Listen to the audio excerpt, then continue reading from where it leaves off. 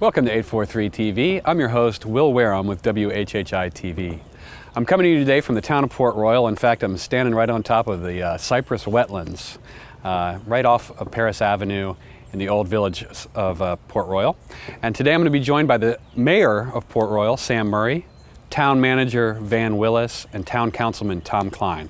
So stick around for more 843 TV, where communities come to speak.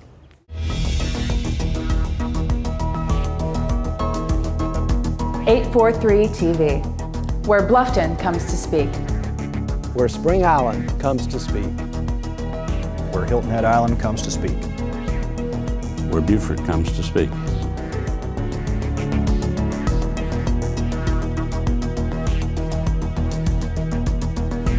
.843 TV, where communities come to speak. Welcome to 843 TV. Today we're joined by the mayor of Port Royal, Sam Murray. Yes. Town manager Van Willis. Good morning. And town councilman Tom Klein. Good morning. Thanks for being here today, guys. Thank you. It's a pleasure. And it's a beautiful morning. We're here, we're sitting actually on top of the Cypress Wetlands, right? Yeah, that's right. And this is just an amazing facility. Van, can you tell us a little bit about the history of this, you know, the walkways and the preservation here, effort that you've got going on in the town of Port Royal? Right. This was originally a borrow pit that a lot of locals swam in a few decades ago. Okay. But back in the, I guess, mid-90s, the town started creating the kind of pathway around it. Okay. It was kind of an isolated wetland. It didn't have an outfall. So what we did several years ago is we saw some old aerials that showed that there was an interconnectivity between a system of wetlands. And so what we did was recreate that by creating the Cypress Wetlands. What we did here was finish the walkway as an amenity. It's about a 0.6 mile loop around the entire wetland, and it ties into the other wetlands that work their way down to the river. So stormwater filters about 3 or 4 times before it actually gets out to the Beaufort River. And what it also has become is basically a large rookery. Yeah. As you can hear behind us, Yeah. the egrets and some of the other species are here, and they enjoy the wetland. And normally on a day like this, you'll probably see 5 to 10 photographers out here looking Right. for that $1 million shot. So, No, absolutely. It's really a fantastic place to come and really lose yourself from kind of the daily activity of life. You know, you can really come and step out here and become part of nature. We even have an alligator or two out here. There are? Yep, Yes. alligator, Raccoons. loads of turtles. And the other amazing thing about it is it's in the middle of a municipality. It's in the middle of the town. Right. You know? And you, like you said, you get lost. You can walk around here, you don't realize where you are, and you end up on Paris Ave where Right. there's businesses. Right. So it's a great facility. Popular. And you might mention about the stormwater, how we use it for stormwater also. Exactly. We can actually accommodate about anywhere from 11 to 15 million gallons of stormwater. And so this is what we consider the best management practice for actually handling, because we can filter it out. We need the water in these wetlands to create the depth that protects those birds from other predators. However, it also allows us to treat it, like I said, 3 or 4 times before it gets to the river. Absolutely. Okay, so this is a town project, right? I mean, there was no, this was funded by the town and the taxpayers, is that right? Correct. Correct. And who upkeeps it? Is that part of your job, Van, that you manage the people who? Yes, we do. We have a contract for maintenance, not only for the landscaping and the pathways that you see, but we also work with a statewide group that helps us with invasive species. We also have a naturalist that comes in and evaluates the health of the birds and animals that you see here, and she also tracks if there are any additional birds that are showing up. When we actually finished the work, we started to see 3 or 4 more different types or bird species showing up and coming on a more regular basis. We did some additional work last year. They kind of left, but they're starting to come back, as you can hear. Yeah. Very cool.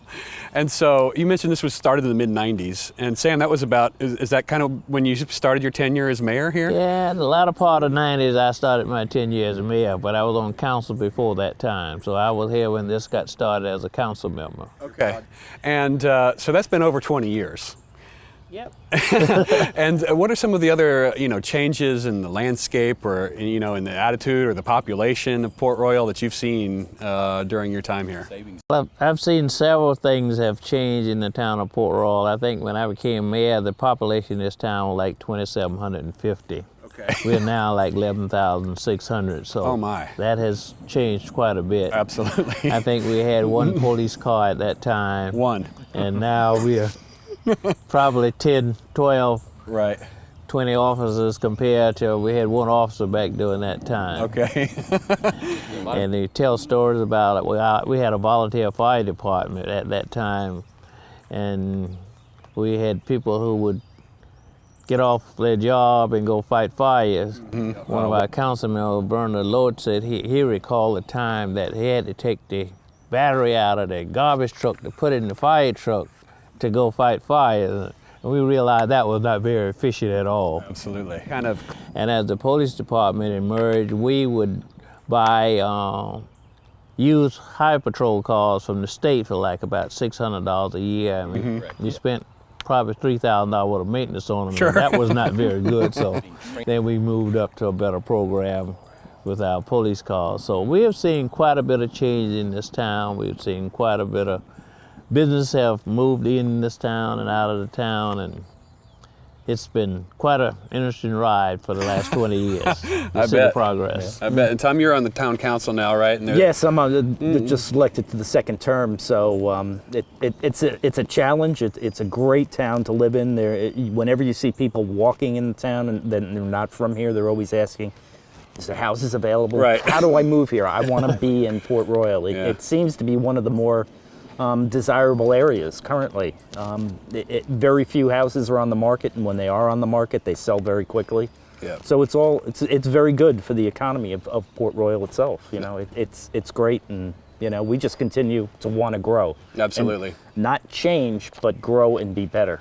Absolutely. I recall when Tom mentioned about people want to live in the town. I recall when no realtor was in this town, when people came to Beaufort County, Port Royal was never mentioned. They didn't even bring people to Port Royal. Now we have realtors that live in the town, have their offices in the town of Port Royal. So I think that's some of the changes I've seen over these 20 years I've been here. Absolutely. Well, there's a lot of growth and there's a lot of activity, and we're going to talk about some of that growth and activity when we come back. So stick around for more 843 TV from the town of Port Royal. Sing.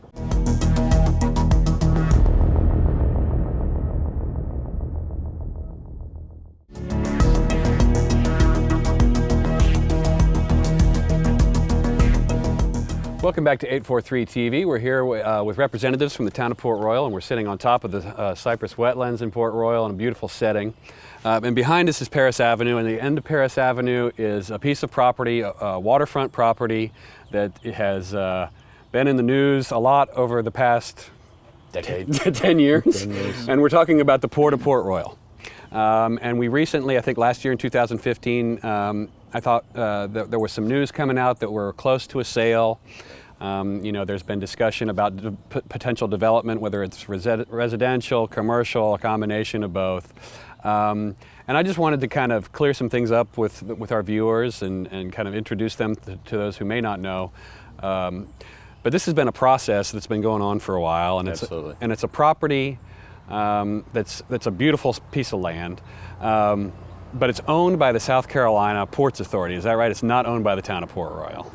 That's mostly correct, yeah. Okay. And I'll go into that. Okay, please, what's incorrect about that statement? Well, where we are right now is the property is being transferred from the South Carolina State Ports Authority to the newly created Department of Administration, which is kind of an outgrowth of the reform legislation that got rid of the Budget Control Board. Okay. So where they are right now is they are transferring or finalizing the transfer from Ports Authority to the Department of Administration. Okay. And once that transfer is consummated, the Department of Administration is on the hook to get the auction done. The first thing they have to do is get the property reappraised, so they're in the process of hiring an appraiser. Okay. And we're hoping that we'll see a little bit more realistic pricing that will probably generate a lot more interest in the property. Okay. Once they have completed that appraisal, they're now on the clock for the auction. Okay. And we've seen a significant amount of interest in the property based upon the supposition that the appraisal will be a little bit more realistic. Right. Just as a way of background, back in 2004, the town hosted its own charrette that created the redevelopment program for this property. It was a week-long event. We had a significant amount of public input, and we created a mixed-use redevelopment plan. And there's about 53 acres of highland on this property, and it's obviously surrounded by marsh. That plan that the town citizens created became the underlying blueprint for the redevelopment of the property, and it was, you know, kind of incorporated into the development agreement and the plan unit development for that. What we've seen since then is several contracts, I believe 5 or 6, that have failed. Okay. Obviously, we worked hand in hand with each of those contract holders to try to move the project forward. Unfortunately, pricing was an issue. Okay. And that's why we're excited about the reappraisal, and we hope it, like I said, it's priced appropriately and that we see it sold. Right. The town has created a tax increment financing district. I won't bore you with the details of that. Just know that it involves all of the public elements, the parks, the promenade, the roads. It was very important that the town owned those things so they were absolutely available to the public at large. Right. Not just Port Royal residents, but the people of Beaufort County and the state of South Carolina. It's an absolutely beautiful piece of property that everybody needs to see and have access to. Absolutely. And you know, we're talking about appraisals. We've had a variety of appraisals done, is that right? By different people, different appraisers? Well, from what we understand, there was probably only really one appraiser involved, but there were several updates to it. Unfortunately, when the potential buyers ran the numbers, they didn't work. Sure. How would the town like to see that unfold? Well, we want the appraisal and auction done as expeditiously Right. as possible. Right. Because right now it generates zero revenue Right. for the town. Yeah. And it has very little public access. Absolutely.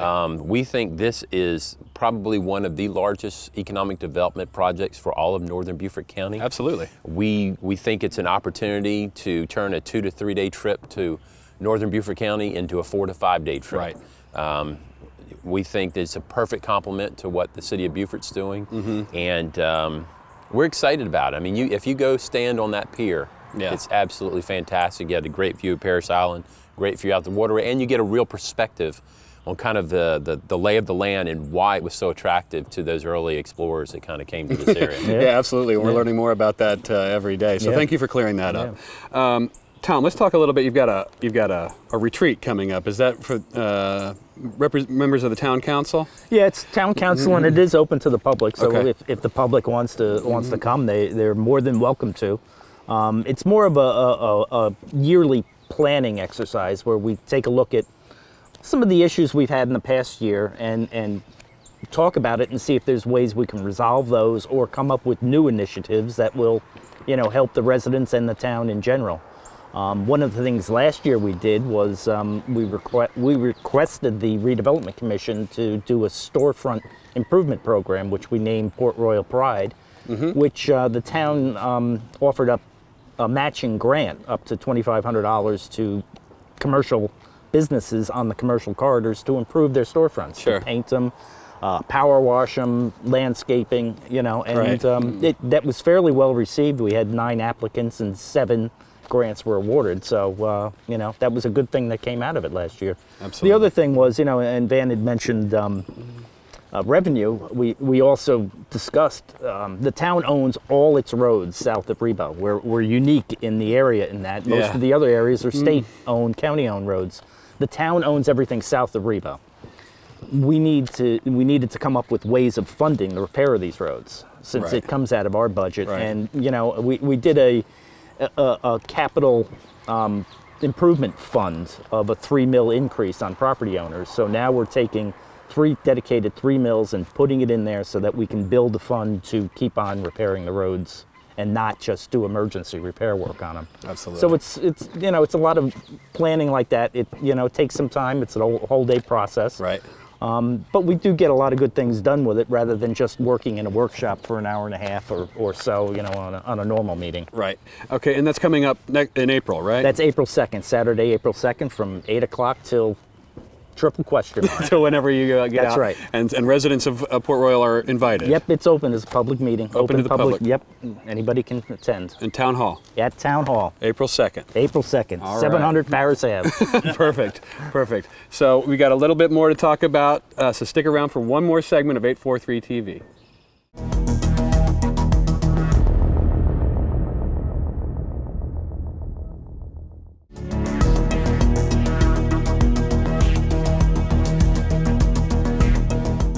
Welcome back to 843 TV. If you haven't been to an event in the old village of Port Royal, you're missing something. It's a really good time, and we've got a lot of events coming up, Tom.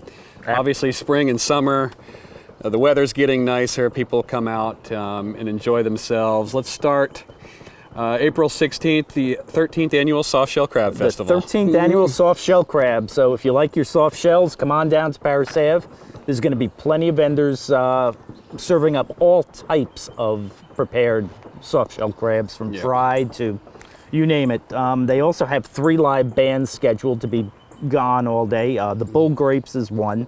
They're good. Shark Rodeo Band and Bootless. Oh yeah, I know Bootless. So, you know, the event is free. You just come and eat. The Buford Classic Car Club is also going to have a show right alongside the festival. So there's going to be 80 to 90 classic cars that people can come and see. So that's great too. Free parking. There's no charge for parking in Port Royal. So, you know, the event's free. And also there's going to be an exhibit with a tank of soft-shell crabs that will show people how these crabs molt and become the delicacies that people like about them. That's right. It's like a one part of the year every year, right around the springtime when they change. That's correct. When they're available. actually currently right now, I understand, they are in that stage. So it's probably just about right for the Soft-Shell Crab Festival. Catch them while you can. That's right. There'll also be a kids zone going on, so Very nice. plenty of activities. Tux the Clown will be there.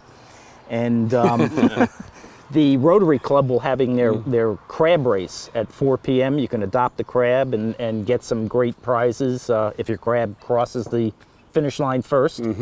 And Ova wanted me to mention that as they've taken up a policy, please leave your dogs home, no Leave the pets. animals at home. And Leave the animals at home. everybody enjoys it a little bit better, even the pets, when they're not absolutely. there with that type of crowd. Yeah, especially with So, kids running around. That's right. Yeah. That's right. So that we're looking to have a great time. Hopefully, good weather.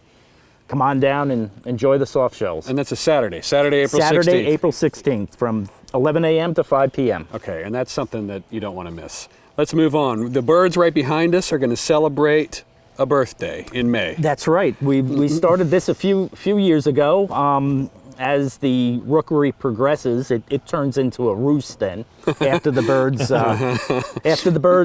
crack out of their shells, Right. and we celebrate with a bird birthday party. Fripp Autobahn Club will be here. They give tours of the wetlands and describe the birds and amphibians that you see in the water. There'll be a birthday cake. Port Royal Elementary School, the students there usually do some bird drawings that are displayed along the walkways, so that's nice too. And that's April 14th and be starting around mid-morning, 10:30, 11 o'clock. Okay. And that's big for the kids, right? There's like a scavenger hunt and stuff. Yeah, it's a great family event. Absolutely. Come on out. Usually there's kazoos. We can give out that's right. kazoos and do happy birthday to the birds on kazoos. Happy So, birthday to the birds. That's a good thing. All right. It's a good thing. And now, this is something that I'm particularly excited about. The Santa Elena Foundation has really gained a lot of steam, promoting the Charles Fort site over on Paris Island as the first European settlement in the United States, in the modern day United States. And they're going to help promote that with a visit from a Spanish galleon. Is that right? That's correct. Yeah, they've arranged for the El Galeon, which is a replica 500-ton Spanish galleon, which was typical of the period when Pedro Menendez would have come over here to visit. It was actually down in Savannah last summer, I believe. Okay. And it will be here docked at the Port Royal Shrimp Docks for approximately a week and a half, April 22nd to May 2nd, and available for visits between 10 a.m. and 7 p.m. each day. Okay, and that's really cool. They're going to kind of retrace the route. Is that right? I mean, they're going to kind of come through the waters that Pedro Menendez theoretically could have come through. It'll come up through Port Royal Sound and right up in where they would have seen where Charles Fort from Jean Ribault, where he would have been first. And it'll come all the way up the Sound up into Battery Creek. Very cool. So history and nautical buffs alike will enjoy that one. Be here. It'll be quite a little sight to come over the Bell Bridge there on 802 and see that ship sitting there in the water where the shrimp boats are. Absolutely. It's going to tower over them all. Very cool. And now, one of my favorite series is the street music series, and that Absolutely. is so cool. It's right here on Paris Avenue. Is it what nights of the week is that on? It's a Saturday night. Saturday nights. What time are we starting that? We always start later in the spring, Right, 6:30. later. So it's 6:30. May 14th is the first date, first Saturday, and it's Phil Wiggins and the Chesapeake Sheiks. That's a mouthful. Yes, it is. But April 22nd is Angela Easterling, who has been with us before, so she's a repeat band coming back. June 11th is Randall Bramlett Band, and June 25th is the Delta Generators. The 4 shows are free to the public. Just come on down with your, bring a cooler, bring a chair, sit down and enjoy the music right in the middle of the street. Usually Historic Port Royal Foundation will be selling beer and wine, so if you want to purchase it locally, you can do that. And they usually have popcorn and sometimes hot dogs available too for nominal fee, very, very inexpensive, but it's, it's great to party in the middle of Paris Ave. Absolutely. It's a fabulous time. Sometimes we get conga lines going up and down the middle of the street. Nice. So it's a great time. Always a great time. So if you're looking for something to do on a Saturday night in the spring, summer, free music, free concerts right on Paris Avenue. Bring your chair, bring some beer, bring something to eat. Come say hello to your neighbors. Absolutely. And one thing I want to mention is that people can get up-to-date information each week. The town, Joe Lee used to do an email to a group of residents for his 10 years that he served on office, and we've taken it over. The town has taken that over and developed a weekly newsletter to keep people up to date as to what's going on this week in Port Royal and what are future events coming on. So people can get on that list to get those newsletters by sending an email to newsportroyal, all one word, at portroyal.org, and just ask to be added to the list, and you'll get a weekly update as to what's going on in Port Royal. Fantastic. We'll include that email on our screen. Sam, Van, Tom, thank you very much for joining us today. And thank you for watching 843 TV, where communities